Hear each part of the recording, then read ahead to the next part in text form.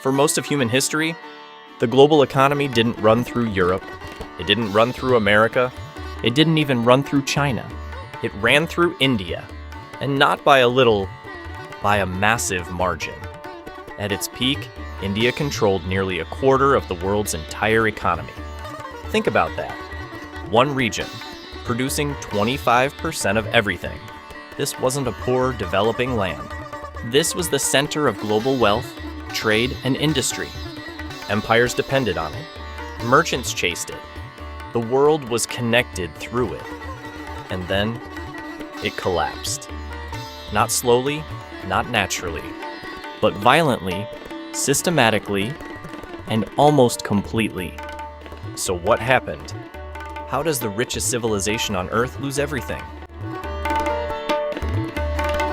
If you think the world's wealth was always in Europe, think again.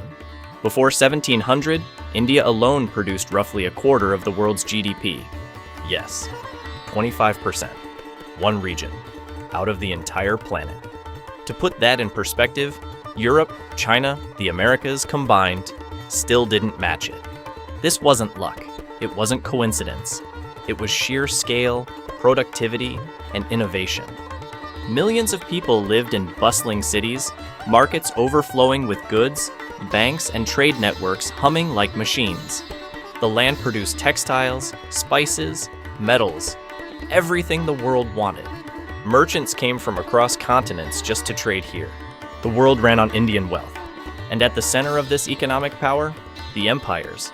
The Mughal Empire in particular, ruling over tens of millions, orchestrated a complex, efficient system of taxation, trade, and production. Their wealth was legendary. Their cities were marvels. Their markets were the envy of the world.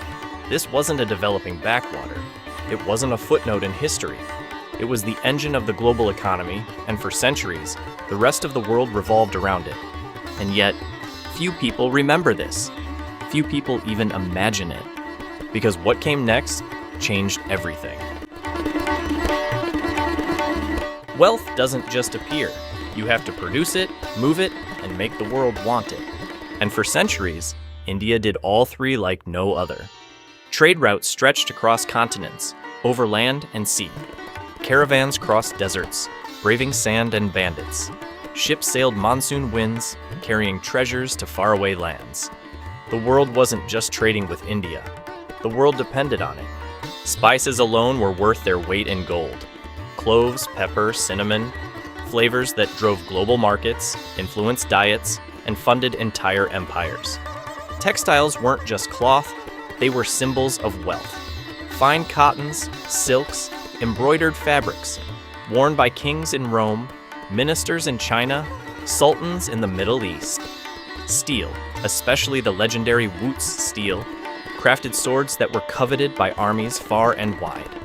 Empires from all corners of the known world were linked to India. Rome demanded Indian spices and textiles.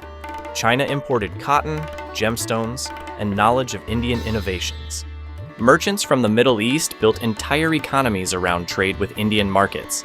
This wasn't a casual relationship. This was global dependence. India's wealth fueled economies across continents. Its markets dictated prices, its production shaped industries, and its innovation set standards. Imagine this. The world's richest civilizations, from the Mediterranean to East Asia, were all caught in India's orbit. Everything ran through it. Literally, everything. And yet, most of history books barely mention this. That's because what comes next isn't just about trade. It's about the storm that would dismantle it all. Here's the part most people get completely wrong. India wasn't rich because it got lucky with trade routes. It wasn't sitting on wealth. It was creating it.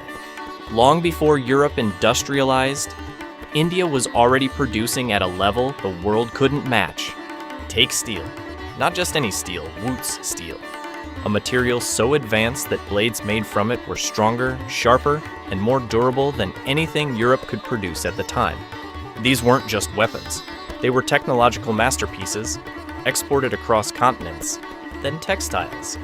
This is where it gets even bigger. Indian cotton wasn't just popular. It became the global standard. Soft, durable, easy to dye, impossible to compete with. From Middle East to Europe, markets were flooded with Indian fabrics.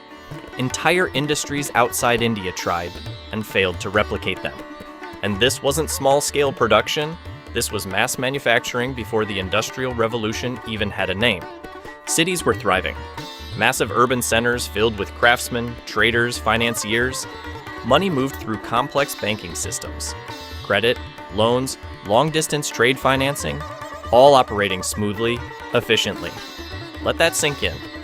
While much of the world was still figuring out basic production, India had already built a fully integrated economic machine. This wasn't a passive civilization.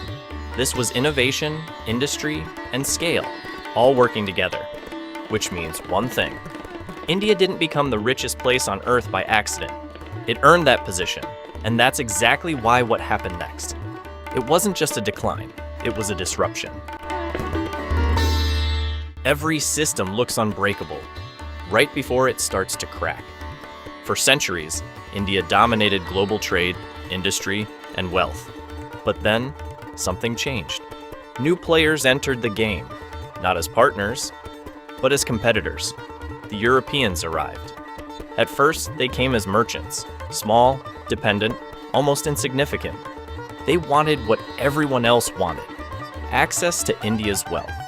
Spices, textiles, trade, but unlike everyone before them, they didn't just want to trade, they wanted control. And no one represents this shift better than the British East India Company. On paper, it was just a company, a business. But in reality, it became something far more dangerous. It built armies, it fought wars, it took territory. Step by step, deal by deal, battle by battle. It stopped being a guest in India and started becoming its ruler. This wasn't a sudden invasion. It was slower, smarter, and far more destructive. Local industries began to feel the pressure. Trade advantages shifted. Control over resources started slipping away. And then came the real turning point. India's wealth was no longer staying in India. It was being extracted, redirected, drained. What had once been the center of global production was now being reshaped into a supplier. Raw materials out, finished goods in. The balance had flipped. And once that happened, the collapse wasn't a possibility anymore. It was inevitable. Once the system flipped, there was no going back. What followed wasn't just decline. It was systematic dismantling. For centuries, India had been a global manufacturing powerhouse. Now, its industries were being taken apart piece by piece. Local textile production, once the best in the world, collapsed under pressure. Cheap machine-made goods flooded in from United Kingdom. Indian craftsmen, who had dominated global markets for generations, couldn't compete anymore. This wasn't a fair fight. One side controlled the rules. Raw materials were extracted from India, shipped out, and turned into finished goods elsewhere. Then those same goods were sold back at a profit. Let that sink in. The world's former manufacturing giant, reduced to a supplier of raw resources. And the wealth? It didn't disappear. It moved. Massive amounts of it flowed out of India and into Britain, fueling its rise, financing its industries, powering its global dominance. What had once made India rich was now making someone else powerful. Cities that once thrived began to decline. Industries vanished. Economic strength faded. And within a relatively short period of time, one of the richest civilizations in human history became one of the poorest. Not because it failed, not because it fell behind, but because it was restructured from the outside. History doesn't just tell you what happened, it tells you what's possible. For thousands of years, India wasn't trying to catch up to the world. It was the world's economy. It produced more, traded more, built more wealth than anyone else. And then, it lost control of it. Not because it lacked resources, not because it lacked knowledge, but because control shifted. And when that happens, even the richest civilizations can fall. But here's the part most people miss. What existed once can exist again. Today, India is rising, rebuilding, expanding, reconnecting to global power. And maybe this time, it's not starting from zero.